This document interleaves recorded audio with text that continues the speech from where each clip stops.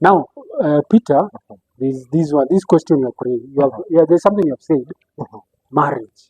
Your marriage, right now you're already married, you have kids. Yes. There's this challenge whereby you get a jama, tell me, hey, you're supposed to get married. You're supposed to start a family. Somebody atakuja kwambia, hey, I need a job, I need this and all this. What advice can you give to a person, especially men, who, let me say, they want first to at least things to be right, they get married. What advice can you give?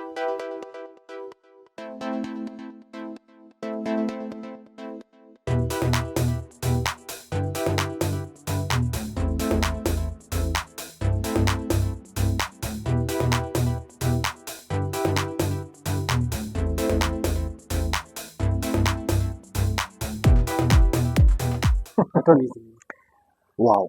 Having been married for 10 years now, I can say, contrary to what tradition made us believe, I don't think at this point I'd say that marriage is a must. And there's a reason why Paul, in his address to the church, gave two options. He never said that this is the only way around this conversation. And this is the reason I want to incline towards this direction, because our generation has a lot of divorce. In fact, if you sit down today and think about the number of divorces we have currently, it would actually shock you that more divorces are happening within the church context than outside. And so the conversation around marriage, especially for men, should never come out of pressure. It should come from a point of, I am ready, I feel this is the direction I want to take, and so I'll proceed and get married. And why do I say this? I say this because what was God's design of family in the first place? I think it was not to suffer. I don't know how the suffering is not part. It was not part of God's grand plan, yes, right? But how many people are in marriages today who are suffering, unhappy, killing each other, and so on and so forth? And so, when we talk about how ready are you as a man, I think we need to move away from, I have a job, I am financially stable, and now I'm ready to get married. I think that's a wrong approach to marriage. I think the division for a man to get married, and this is very personal, I wouldn't want to speak for any other man. It should be on the basis of, I am mentally, psychologically, spiritually ready to coexist with another person. Because you sit down with most married men and you're like, so why are you married then? Because they give you stories and ending of how miserable their married life is. And not even just young men, actually it cuts across board. So if you ask me, is it okay for men to actually feel the pressure to get married? I'd say no. I'd say marry when you're ready. Marry when you're ready. And ready is not financial. I think we need to move away from that line. Yes. Because ready is not your financial ability to provide. Ready is your ability to lead, your ability to give insight, your ability to protect, but more importantly, your growth emotionally, mentally, and spiritually. Because you'd rather be a kind husband than a rich husband. Wow. That was a wonderful insight. Where we are with Peter Karanja, a very powerful grace from Kilele Foundation. Kilele Foundation. And he's telling about, today we were talking about men's mental health and modern masculinity. Now, Peter, I'd like to ask you this question. Somebody approaches you, or even a kid does something and you're telling, you've had this term, be a man. Somebody, you've been given up, you're in a fight, you're crying, somebody tells you, be a man. Somebody has died, then you have had this term, I'm sure you've had it. Now, to you, does this phrase empower or does it harm men? And what comes in mind when the moment somebody tells, Ama, you hear somebody, you're a sports fan, you hear somebody say, hey, be a man, what comes into mind? Interesting. I want to counter argue when we say, what's your mama? Women are elated. They get mad. They're like, it is like you're associating Obama to something that is negative, right? But it is very easy for you to tell a man, be a man. You understand the bias? So it is important for us to now start asking ourselves, right? When you tell a boy, be a man, in essence, what you're telling them is you're not supposed to show emotion. You're not supposed to show weakness. You're not supposed to show your human side. But what I just told you earlier is you'd rather marry a kind man than a rich man.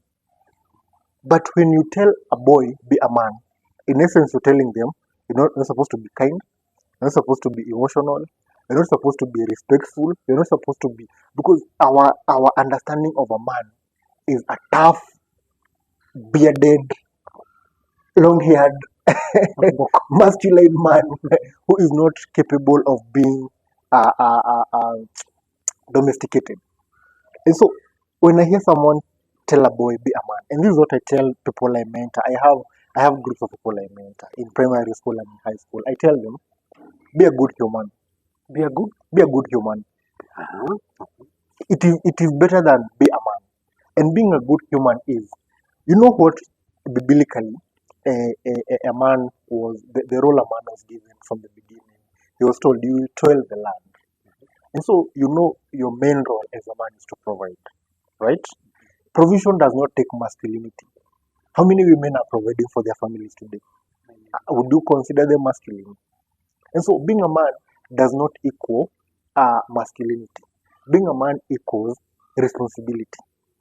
So, the moment you'll be able to take this conversation from masculinity to responsibility, then you will be able to start building men who can actually succeed in a family setting. Because being masculine is entangled in an element of toxic strength. Toxic strength meaning that whatever you have in terms of power and strength, you don't use it for the right purpose. You actually use it to emasculate others. And so, be a man should be a positive thing, not a negative thing. A boy does not fall. Rather than picking them up and telling them sorry, you tell them be a man. In essence, what you have built in that boy is an element of, so I should not be able to express pain. But that is toxic masculinity, because we feel pain. We are human beings. We might be males, but we are human beings. And so, if you're raising a boy today, and this I refer to parents every time, and I tell them this, if you're raising a boy, it is important for you to let them be in touch with their emotions as early as now. Because at some point, it will be too late for you to actually start bringing that boy back to whatever you want them to be in a family setting, in a social setting. And so, when you're telling a boy, be a man, let it be towards positive growth. Let it be towards being in touch with the emotions. Let it be towards living, being able to coexist, you know, in a communal context without them feeling like they want to bully people around. Because being a man, up until now, has been used more towards being a bully than being part of a social setting. Being a bully instead of... Now, I really like this situation, but when you're being a man, it should be in a positive direction. Exactly. So, Peter, I have this question. Why do men struggle to seek help? Let me give you a situation. We are very familiar with domestic violence. Yeah, sure. That was very common. Women being... But the usual situation whereby you have a wife, or you have a girlfriend, whichever way. There's this song by this guy called, I think he usually talks about the toxic girlfriend. I think it's Major. There are people who are hiding in the houses, men, who are living with toxic women. Now there's this struggle as men, like maybe while growing up, they were being told be a man and all that. What advice can you give somebody like that? He or she, or let's say he not she, he already knows the person who I'm living with is toxic. We're married, she's my girlfriend, and But what advice can you give them? Wow. I think it also boils down to this conversation where we started out, and the reasoning behind why